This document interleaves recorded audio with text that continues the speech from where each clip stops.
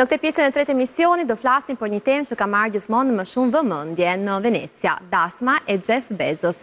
Themeluesi i Amazon si shpejti do martohet me partneren e tij, Laura Sanchez, një event, një dasëm shumë e rëndësishëm në Venecia, që ka marrë shumë vëmendje, sigurisht jo vetëm në Itali, por edhe nga njerëzit që jetojnë në Venecia. Të ndjekim një insert dhe pastaj rikthehemi në studio me një ftuar speciale që na tregojë më shumë nga kjo dasma kaq e rëndësishëm. Në lidhje tani do jemi me një mikesh e mishë pasditës Besara Kaja që ndodhet pikërisht në Venecia. Besara, mirë se erdhe. Përshëndetje Benjada nga Venecia. Përshëndetje. Na trego pak si është atmosfera aty në qytetin e bukur e Venecias. Në fakt, bashkë me kolegen time ne jemi këtu për punë, pasi po trajtojmë një klientin ton nga ana e marketingut. Në fakt, këto 2 ditë përtej atij imazhit përrallor turistik të qytetit, po prek pak edhe ato pjesën e përditshme, njerëzit, rrugicat, punën, kafet, gjithçka.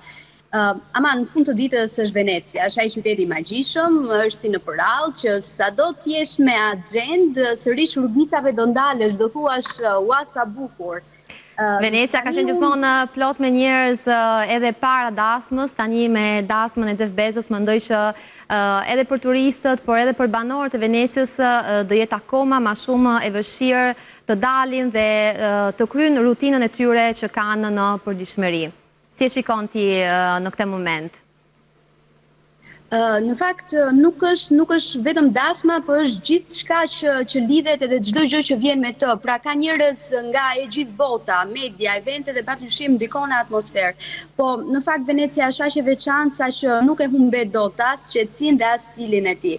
Lidhur me dasmën është përfolur që është nisur një grup aktivistë të cilët kanë thënë që nuk ka vend për Bezos, pra nisma no place for Bezos, edhe kjo ka bërë që me sa thuhet të nisë një zhvendosje e vendit ku do të zhvillohet dasma drejt një ishulli akoma më privat.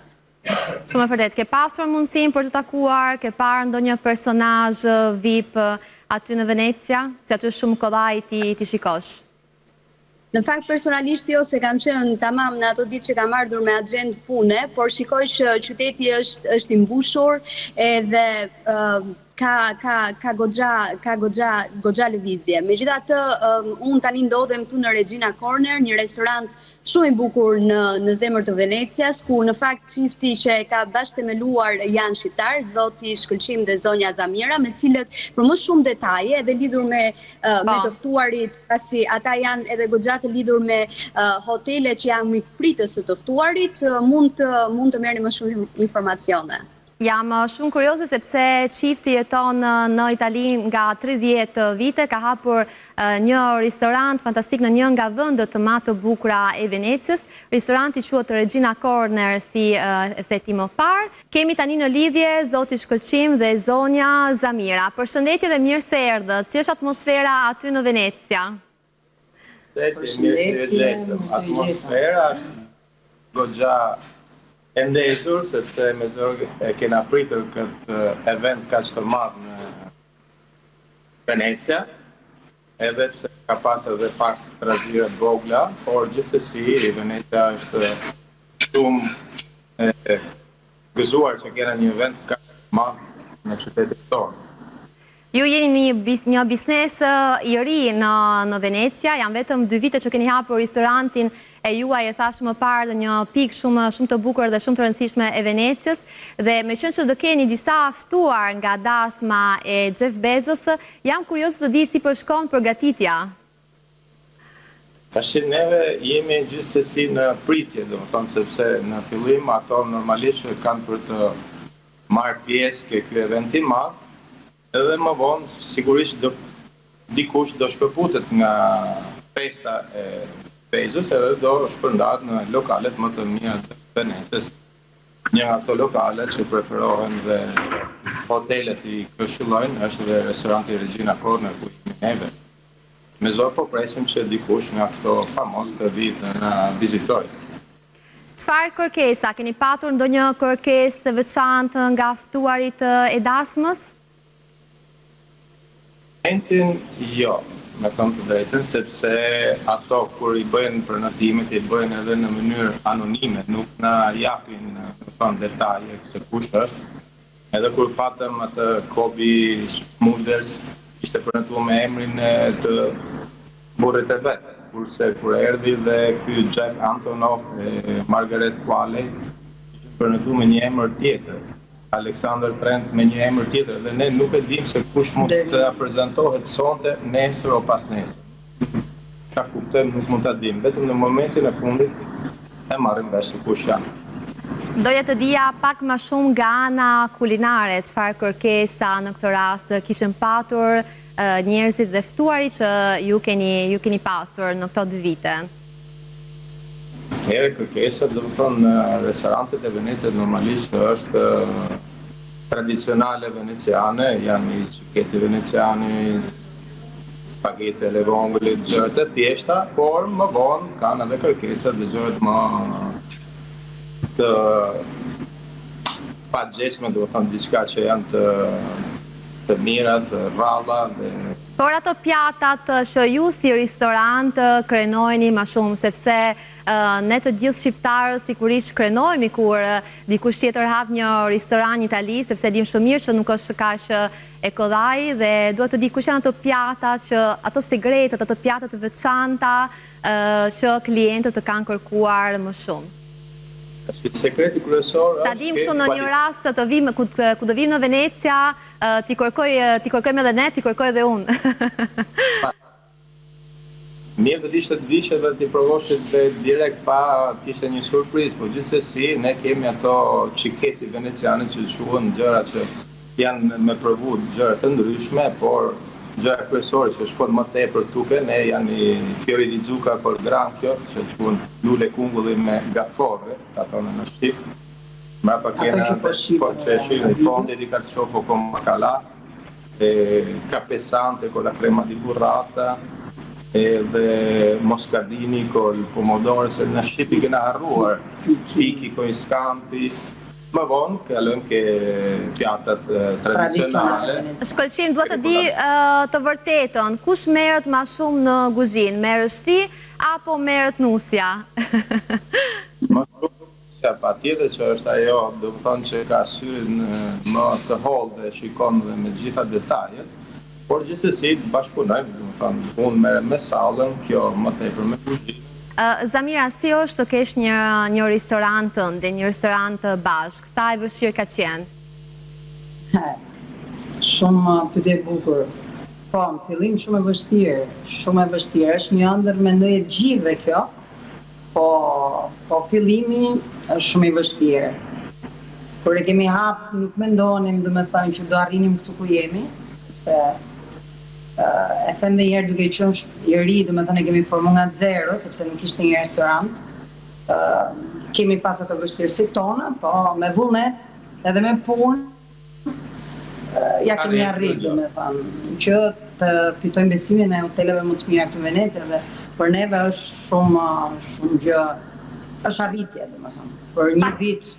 Patjetër, se njerëzit ndoshta shikojnë vetëm xixat, shikojnë vetëm shkëlqimin, shikojnë vetëm gjërat e bukura, por sigurisht më pëlqen të pyes pak më shumë nga kjo pjesa personale, sepse si ta shpar të hapësh një restoran italian është shumë e vështirë dhe vlerësoj shumë mundimin dhe idenë e bukur që keni pasur dhe jam e sigurt që në këtë dasëm do jeni shumë angazhuar dhe ndoshta do ju ndihmoj akoma më shumë për të ngritur biznesin dhe për ta çuar në një nivel akoma më shumë të lartë. Zamira, ke ndonjë pjatë tipike të veçantë që ndoshta ke përgatitur ndonjë personazh, ndonjë VIP ndërkombëtar dhe kush ka qenë? Më tregon ndonjë sekret. Pjata tipike veneciane, po thua? Po. Nga kuzhina juaj. Janë edhe pjatat e tjera tradicionale veneciane që i përdorin, domethënë, gati të gjithë Venecia. Okej. Normalisht kemi ato punton e forcës që kemi kualitetin, që ajo është një gjë që na edhe mikpritje kemi një plus më shumë. Patjetër. Shqiptare edhe si forcë e restorantit, sepse jemi shumë mik pritës edhe i pajtoj klientët si më qënë ke shtëpia vetë.